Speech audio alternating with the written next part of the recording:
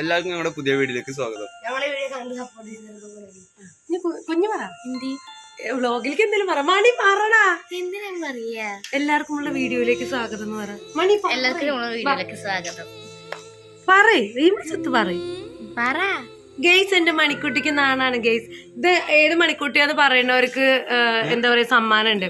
സുരേഷ് ഗോപി പറയൂലടി മണിക്കുട്ടി എന്താണ് ആ മണിക്കുട്ടിയാണിത്. സുരേഷ് ഗോപി പറയുന്ന മണിക്കുട്ടി നിങ്ങൾ എല്ലാരും കേട്ടിട്ടുണ്ടാവും. സുരേഷ് ഗോപി ഇടയ്ക്കിടയ്ക്കൊരു മണിക്കുട്ടി ഓടുകയാണെന്നല്ലേ പറയാറ്. മണിക്കുട്ടി ഓടിക്കൊണ്ടിരിക്കുകയാണ്. ആ മണിക്കുട്ടി ഇതാണ് കാണിക്കൂ. ഇതാണ് ആ മണിക്കുട്ടി കേട്ടോ. ഓടുന്ന മണിക്കുട്ടി.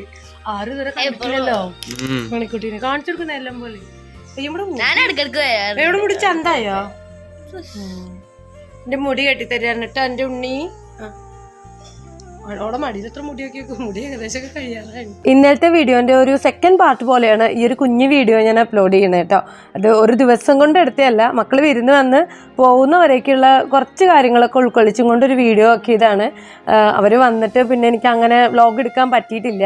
അതെന്താന്ന് ഞാൻ വീഡിയോ പോകെ പോകെ പറയാം കേട്ടോ. അപ്പോൾ എൻ്റെ രണ്ടാമത്തെ അനിയത്തി രാവിലെ നേരത്തെ തന്നെ പോവുകയാണ്. അവൾക്കിന്ന് സ്കൂളുണ്ട്. അപ്പോൾ യാത്രയൊക്കെ പറഞ്ഞ് കുഞ്ഞുവിനെ കാര്യങ്ങളൊക്കെ പറഞ്ഞ് എന്നെ ഏൽപ്പിച്ച് ആള് പോയിട്ടോ. ചെറിയ ആളും ഇവമോളും പോകാൻ വേണ്ടി പുറപ്പെട്ടുകൊണ്ടിരിക്കുകയാണ്. വാവയും ഇവമോളും പോണതിൻ്റെ മുന്നേ അവർ പുറപ്പെടുന്നതും പോണതും ഒന്നും എനിക്ക് വീഡിയോ എടുക്കാൻ പറ്റിയില്ല. ആ സമയത്ത് ഞാൻ അവർക്കുള്ള ഒരുക്കങ്ങളൊക്കെ ചെയ്തുകൊണ്ടിരിക്കുകയായിരുന്നു കേട്ടോ. അവളെന്താ ഉച്ചയാകുമ്പോഴത്തേക്ക് അവിടെ എത്തുള്ളൂ. അപ്പോൾ ഫുഡും കാര്യങ്ങളും ഒക്കെ റെഡിയാക്കി അവളെ അങ്ങോട്ട് പറഞ്ഞയച്ചു. ആദ്യം ബസ് കയറ്റി കൊടുക്കാൻ വേണ്ടി ബസ് സ്റ്റാൻഡ് വരെ പോയി ബസ്സൊക്കെ കയറ്റി പിന്നെ അവൻ തിരിച്ചു വരിക ചെയ്തത് കേട്ടോ. പിന്നെ എനിക്ക് അന്ന് വീഡിയോ ഒന്നും എടുക്കാൻ പറ്റിയില്ല. അന്ന് ഞാനും ഉണ്ണിയോളും കുറേ നേരം കളിച്ചു. അങ്ങനെ കഴിഞ്ഞ് ഇത് പിറ്റേ ദിവസം മോർണിംഗിൽ എടുത്ത ഭാഗങ്ങളാണ്. ഇന്നലെ മൊത്തം ചിക്കൻ്റെ പരിപാടിയായിരുന്നു. പിന്നെ ഇപ്പോൾ നല്ല ചൂടല്ലേ, അതുകൊണ്ട് ഇന്ന് നമ്മൾ ചിക്കൻ വാങ്ങിയിട്ടില്ല കേട്ടോ. രാവിലെ ദോശയും ചെറുപയർ കറിയും ഉണ്ടാക്കിയത്. ഉച്ചയാകുമ്പോഴത്തേക്ക് പിന്നെ കറിയും അതുപോലെ കടൽക്കണ്ണ മീൻ വറുത്തതൊക്കെ ഉണ്ടായിരുന്നു. അപ്പം അതെല്ലാം കൂട്ടി ഊണൊക്കെ കഴിച്ച് ഞങ്ങൾ TV കണ്ട് കുറച്ച് നേരം ഇരുന്നു. നല്ല ചൂടും വെയിലും അല്ലേ, ഉണ്ണികളെ പുറത്തേക്ക് ഇറക്കിയില്ല. പിന്നെ ഉച്ചരിങ്ങിട്ട് ഒരുടെ മുടിയൊക്കെ ചീകി കെട്ടാൻ വേണ്ടി പുറത്തേക്ക് വന്നതാണ് കേട്ടോ. കുഞ്ഞുൻ്റെ മുടി ഞാൻ ചിന്തി വേറെടുത്തുമ്പോൾ എൻ്റെ മണിക്കുട്ടി എൻ്റെ മുടി ചിന്തി വേറെടുത്താണേ. അന്ന് ഉച്ചരിയുന്നവരെ വലിയ പ്രശ്നമൊന്നുമില്ല. ഇതുപോലെ നല്ല ആക്റ്റീവായിട്ടാണ് മണി ഉണ്ടായിരുന്നത്. പക്ഷേ ഒരു 5:45 രമേശേട്ടൻ വന്നു കേട്ടോ. അപ്പോൾ ഏട്ടൻ്റെ കൂടെ കോലായത്ത് കടന്ന് കളിക്കുകയാണ് അവള്. അപ്പോൾ ഏട്ടൻ പറയടി ഉണ്ണീന് എന്ത് ചൂടുള്ള പോലെ തൊട്ട് വെക്ക് പറഞ്ഞു. അവളാണെങ്കിൽ ഇത്തിരി മുന്നേ കരയുകയും ചെയ്തായിരുന്നു. അച്ചൂട്ടനും കുഞ്ഞാറ്റിയും അവളുടെ കുറ്റം പറയുകയാണ്. അതുപോലെ അവൾക്ക് റിമോട്ട് കൊടുക്കണില്ല, അങ്ങനെയുള്ള കംപ്ലയിൻസ് ഒക്കെ ആയിരുന്നു കേട്ടോ. അപ്പോൾ ഞാനോർത്തു അങ്ങനെ കരഞ്ഞിട്ട് അങ്ങനെ പനിച്ചതായിരിക്കുമോ, അത് ഇത്തിരി കഴിഞ്ഞാൽ മാറുമായിരിക്കും എന്നൊക്കെ സമാധാനിച്ച് അവളെ അമ്മയെ വിളിച്ച് പറഞ്ഞപ്പോൾ ആരപ്പൊട്ട് പനിയുടെ ഗുളികയൊക്കെ കൊടുത്തോളാൻ പറഞ്ഞു. അപ്പം അതെല്ലാം കൊടുത്ത് ഞാനിങ്ങനെ ആശ്വസിച്ചു ഭേദമാവുമായിരിക്കുമെന്ന്. പനിയാണേൽ ഒരാഴ്ച മുന്നേ അവൾക്ക് ഉണ്ടായതുമാണ്.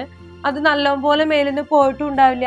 അപ്പം ഈ കരച്ചിലും യാത്രയും എല്ലാം കൂടെ അത് ഒന്നുകൂടെ വന്നു പോയതാവും എന്നൊക്കെ ഞാൻ ഓർത്തു കേട്ടോ. പക്ഷേ അതൊക്കെ വെറുതെ ആയി. വൈകിട്ടായപ്പോഴത്തേക്കും നല്ല കട്ടി പനിക്കാൻ തുടങ്ങി.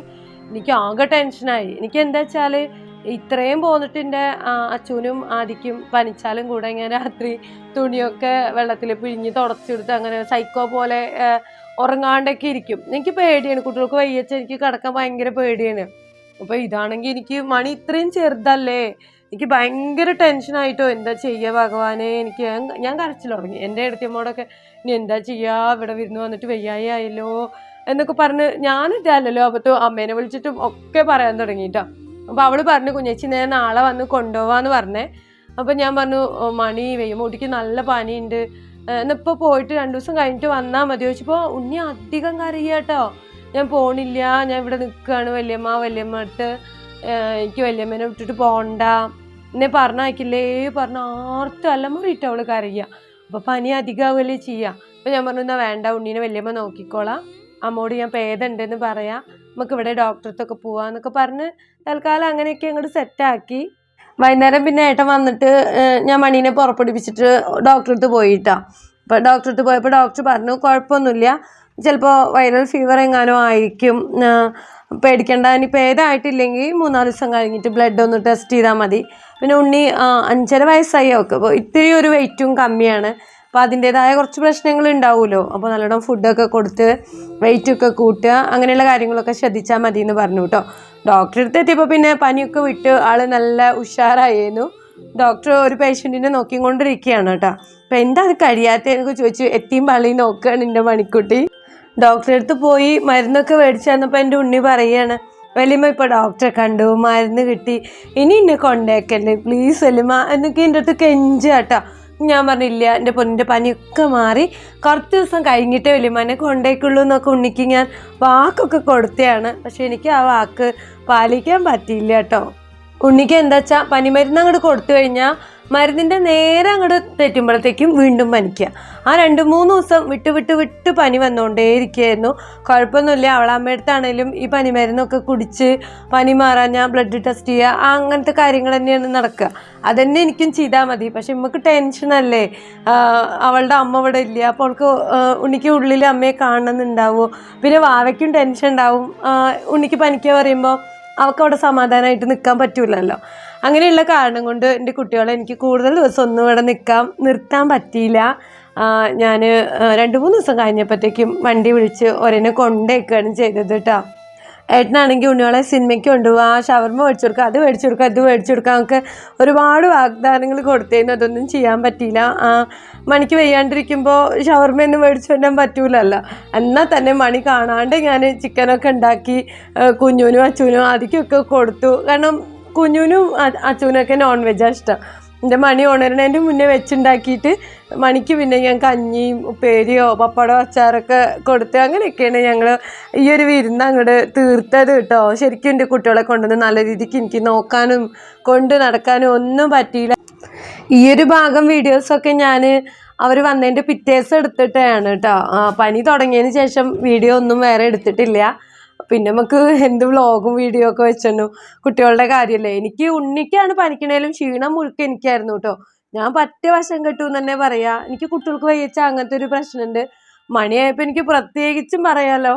അവളാണെങ്കിൽ വളരെ ചെറുതല്ലേ, എന്നെ ഏൽപ്പിച്ചല്ലേ അവൾ, എന്നിട്ട് ഉണ്ണിക്ക് പനിച്ചുല്ലോ. എങ്ങനെയാണ് ഞാൻ അവളെ നോക്കേണ്ടതെന്നൊന്നും എനിക്ക് അറിയുണ്ടായിരുന്നില്ല. അങ്ങനെ ഒരു ഓവർ ടെൻഷൻ സമയം തന്നെയായിരുന്നു.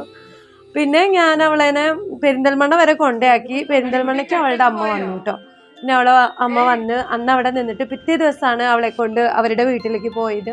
പോകുമ്പോൾ എനിക്ക് സങ്കടം വരുമായിരുന്നു കേട്ടോ. എൻ്റെ കുട്ടികളെ പറഞ്ഞയക്കാൻ എനിക്ക് ഒരു കൊതി ഉണ്ടായിരുന്നില്ല. പിന്നെ ഒരു നിർവാഹം ഇല്ലാത്തതുകൊണ്ട് മാത്രം ഞാൻ അങ്ങനെ കൊണ്ടാക്കിയാണ്.